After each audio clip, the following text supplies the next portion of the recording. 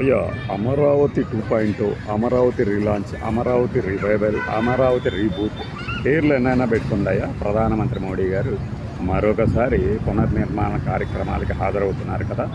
ఈ సందర్భంగా మనం పాత విషయాలను ఒకసారి కనుక చూస్తే మన మాటలు కోటలు దాటడం కాదు, రాజమౌళి సినిమాల్లోని మించినటువంటి యోధాన యోధులు హీరోలుగా ఉన్నటువంటి నగరాలు కనబడతాయి. కానీ చేతలు చూస్తే ఇది ఎవడు ఏడవలసిన అవసరమేం లేదు. ఇవి ఫ్యాక్ట్స్ ప్రభుత్వం తాలూకు లెక్కల్లోనే ఉన్నాయి. వారి వారి గెజిట్లుగా భావించే అధికార పత్రికలకు కూడా ఇదే సమాచారాన్ని ఇస్తే కావాలంటే వెతుక్కోండి. 2014-19 మధ్యలో చంద్రబాబు నాయుడు గారు ఆహ్వానం మేరకు స్వచ్ఛందంగా రైతులు తరలివచ్చి అత్యంత త్యాగపూరిత ఉద్దేశాన్ని మనందరి ముందు ఆవిష్కరించి దాదాపు 54,000 ఎకరాలు ఇచ్చారు. సరే, అది చాలదు, ఇది మహానగరం కాబట్టి ఇంకొక 50,000 ఇప్పుడు తీసుకుంటారట. తీసుకున్నారు. ఆ 55,000 ఎకరాలకి సంబంధించి పనులని 2014-19 మధ్యలో పూర్తి చేయాలనుకుంటే ఎన్ని వేల కోట్లకి వాళ్ళు టెండర్లో పిలుద్దాము అనుకుంది. ఫస్ట్ మొదటి దశ అని ఇప్పుడు మొదలుపెట్టారు. అప్పుడు మొదటి దశ అని చెప్పాల. సరే, ఏం చెప్పుకుంటే ఏమైంది కానీ 55,343 కోట్ల రూపాయలకి పనులకి ఆమోదం చేద్దాం మనం మొదటి దశలో అనుకున్నది. 42,500 కోట్ల రూపాయలకి టెండర్లు పిలిచేస్తారు.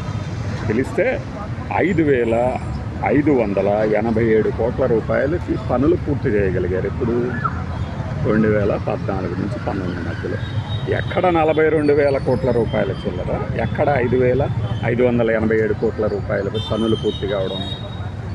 అయితే ఆ 5,587 కోట్ల రూపాయలు పూర్తయిన పనులకి చెల్లించింది ఎంతో తెలుసా? 2014-19 మధ్యలో చంద్రబాబు నాయుడు గారి ప్రభుత్వం 4,318 కోట్ల రూపాయలు, అంటే 42,500 కోట్ల రూపాయల పనులకి టెండర్లు పిలిస్తే పనులు పూర్తి చేయగలిగిందేమో 5,500 చిల్లర, డబ్బులు ఇచ్చిందేమో 4,200 కోట్ల చిల్లర అన్నమాట.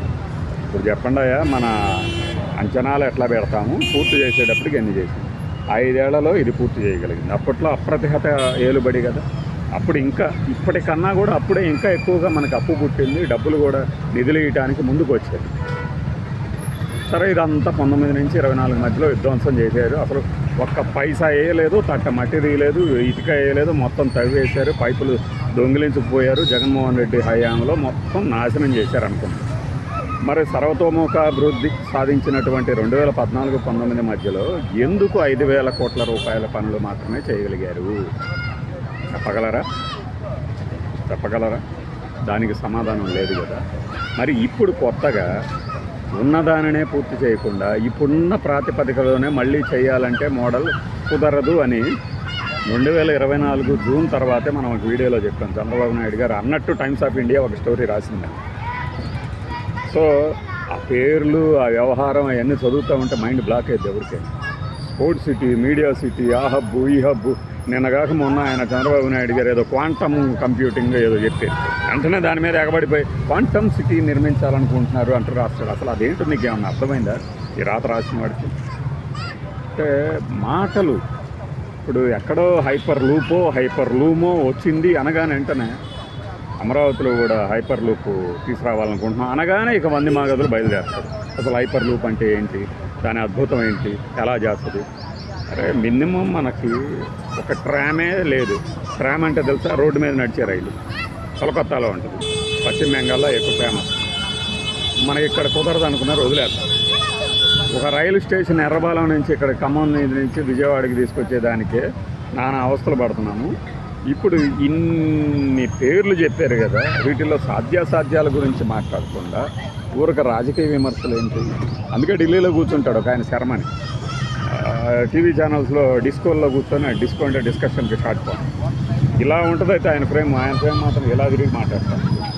ఏమన్నా నాకు చంద్రబాబు నాయుడు గారు ఫ్రెండేనండి, కాకపోతే ఆయన మరీ ప్రాక్టికల్గా లేకుండా ఏదేదో మాట్లాడుతుంటారండి. నిజమే కదా మరి, లేకపోతే ఉన్నదాననే ఉద్ధరించకపోక ఉద్దండరాయి పాలనలో ఆ రోజు చేసిన దాన్ని ఇప్పుడు మళ్ళీ వెలగపూడిలో పునర్నిర్మాణ కార్యక్రమం. దీనికి ఎవడు వ్యతిరేకమైన ఆమోదమైన జరిగేదేంటి? ప్రాక్టికల్గా ఎంతవరకు సాధ్యం దాని గురించి ఆలోచించకుండా మమ్మల్ని అంటున్నారు మాది ఈ ప్రభుత్వం మీద బురద జల్లుతున్నారు, ఈ ప్రభుత్వం మీద విమర్శలు చేస్తున్నారు అంటావేంటి? విమానాశ్రయము కర్లపూడి ఈ మండలాలలో మళ్ళీ మోతాడక వైపు పెడతారా? ఎలా పెడతారు? సరే వాళ్ళు పెట్టాలనుకుంటే పెట్టారనుకుంటారు, కానీ ఇంకొక పెద్ద రాత రాసాడు ఒకటి వాడు. అప్పట్లోనే శంషాబాద్ ఎయిర్పోర్ట్కి 5,000 ఎకరాలు సేకరించారట చంద్రబాబు నాయుడు. ఇప్పుడు హార్ట్ ఆఫ్ ద సిటీకి శంషాబాద్కి ఎంత దూరం ఉంది? ఇప్పటికి కూడా మధ్యలో సిటీ డెవలప్ అయింది అంటారు, కానీ ఏంటి డెవలప్ అయ్యేది? మధ్యలో వెళ్ళి చూసుకోండి ఎంత దూరం ఉంటుంది. అంటే జనావాసాలకు దూరంగా మరొక ఎయిర్పోర్ట్ కట్టాలనుకున్నా కట్టేది. పైగా 5,000 ఎకరాలు ఆయన సేకరించాట. దాని మీద డీటెయిల్స్ తీయండి తెలుస్తుంది. 5,000 ఎకరాలు. మరి ఇప్పుడు 50,000 ఎకరాలు ఏంటి? ఈ అవినీతి ఆరోపణలేమో లక్షల కోట్లు, సేకరణలోనేమో 1,000 ఎకరాలు, ఆచరణకు వచ్చేసేమో మనం కనీసం 10ల సంఖ్యలో కూడా ఏమీ చూపించలేకపోతున్నాం. అది ఆరోపణలైనా కానివ్వండి, అభివృద్ధి అయినా. దీనికి కారణం ఎవరు? నిన్న కాకముందు ఎవరో మాట్లాడుతున్నారు ముఖ్యులు, ఏమని కొన్ని లక్షల కోట్ల పెట్టుబడులు వచ్చాయి ఇంకా వస్తాయి. సార్ ఇది తప్పుదారి పట్టిస్తుంది, క్లియర్గా తప్పుదారి పట్టిస్తుంది. గట్టిగా అడిగితేనేమో మేము వచ్చాయని ఎక్కడ చెప్పాము, రాబోతున్నాయని ఎక్కడ చెప్పాము. నిజంగా వస్తే దాని ఫలాలు అందే